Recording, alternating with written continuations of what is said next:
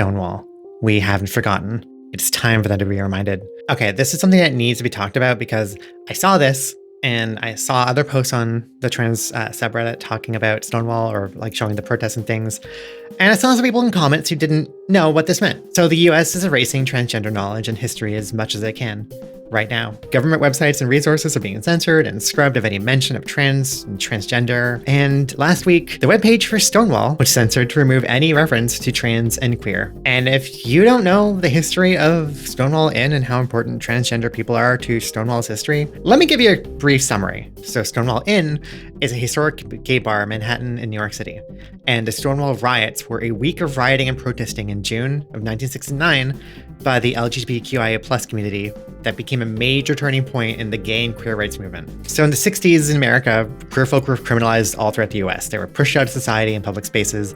They were refused service anywhere they went, and often they were harassed, abused, and humiliated by law enforcement. Gay bars existed where queer folk would come together, and they were regularly raided by the police. The crimes we were committing were being gay or being trans.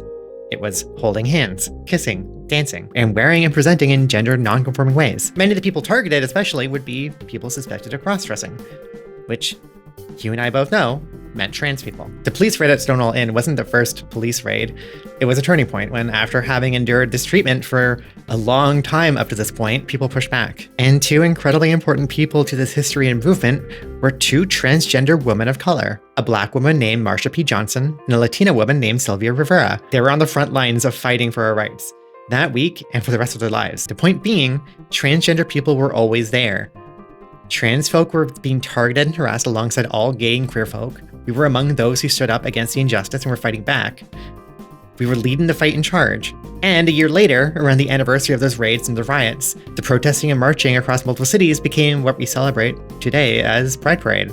Trans people are at the core of the gay rights movement and at the core of the Stonewall riots history. That is our history.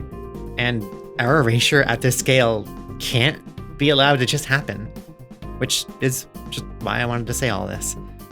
With our history being erased, we have to do what we can to learn it and preserve it, to know what happened and to know where we came from. If you were unfamiliar with the Stonewall riots history, definitely go look it up. Watch some videos, go read some articles about it.